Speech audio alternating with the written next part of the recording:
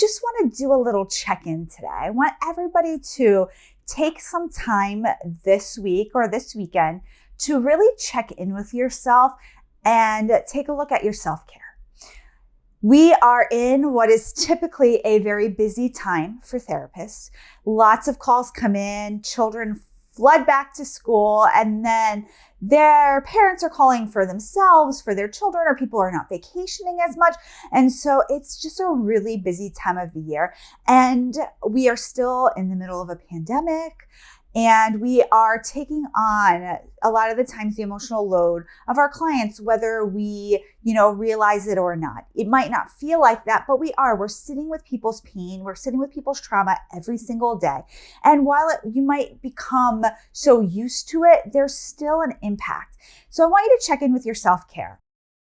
I mean self-care in whatever way that you mean it. So for me, I know self-care really looks like getting enough sleep. For those of you that know, he's not so newborn anymore, but he is still an infant. So this looks like this, but I know usually I need to make sure that I'm eating nutritious foods and I'm doing yoga on a regular basis, that I'm not getting too panicked about things that are going on in my life, both personally and professionally, right? Like those are the ways that I practice self-care. I want you to reflect on the ways that you practice self-care. Is there something that you do between every session to kind of clear the space, clear the energy for yourself between sessions? Are there things that you do at the end of the day?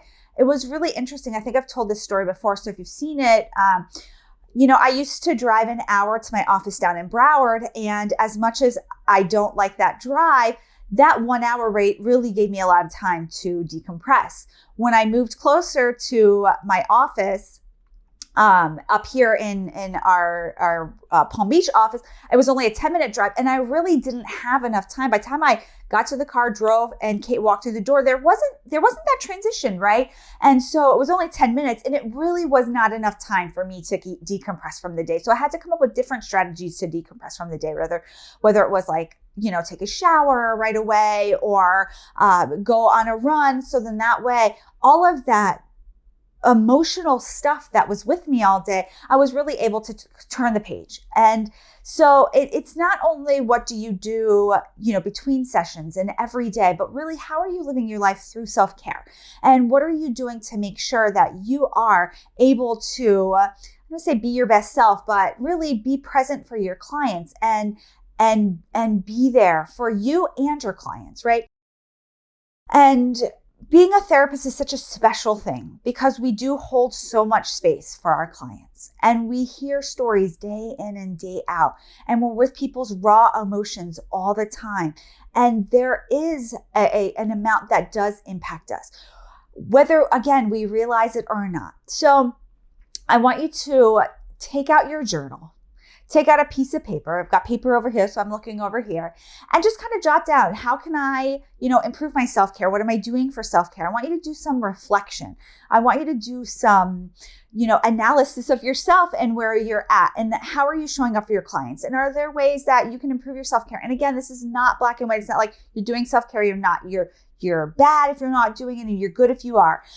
It's just something that we need to practice on a regular basis. And we need to role model for our clients regularly what good self-care looks like. So if somebody's asking you, you have some answers if you disclose in that way. Yeah, I know I always say, if I'm my best self, I'm doing yoga on a regular basis. Like that's just it. I feel good physically. I feel good emotionally if I do yoga on a regular basis. So I may share that with a client and say, the one thing I found that if I know I'm doing this regularly, it means I have moved past the basics. Right? I'm eating and sleeping and, generally functioning. My next level is doing yoga on a regular basis, 3-4 times a week.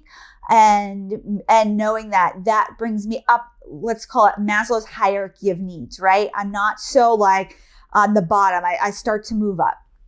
And so if you are in a space where you need to be on the lower side of Maslow's hierarchy of needs, that is okay too. Meet yourself wherever you're at. Just like we tell our clients, like you can go back to the basics in self-care if you have gotten off track with something that is really important to you, like sleep. Most people cannot function without sleep. If your sleep is not working, work on your sleep. then move up to the next rung or the next thing that is important to you for self-care. I want to talk a little bit more about self-care, but first, let's thank our sponsor, TherapyNotes. If you're looking for an electronic health record that's really full service, that can help you manage your practice, whether you do virtual, you do in person, you do a hybrid practice, I want you to check out TherapyNotes. You can bill through there. Both you can process credit cards and bill insurance, and they have a free telehealth option. So it is really a full service telehealth EMR, electronic health record for you. So be sure to check out TherapyNotes. So going back to self-care, I know that sometimes it can feel like a luxury, especially maybe if you have a high caseload, if you're doing like very trauma intense work, if you're working with high conflict couples, again, you're taking that on. So your self-care might have to be higher. And it doesn't have to be bubble baths and reading books and drinking tea. They can be things that are really meaningful to you. It can be giving back to your community. It could be just listening to like soft music on the way, back and forth from your house to your office. It can be having some kind of ritual you do when you go into sessions and come out of sessions, some way that you cleanse, some way you clear space.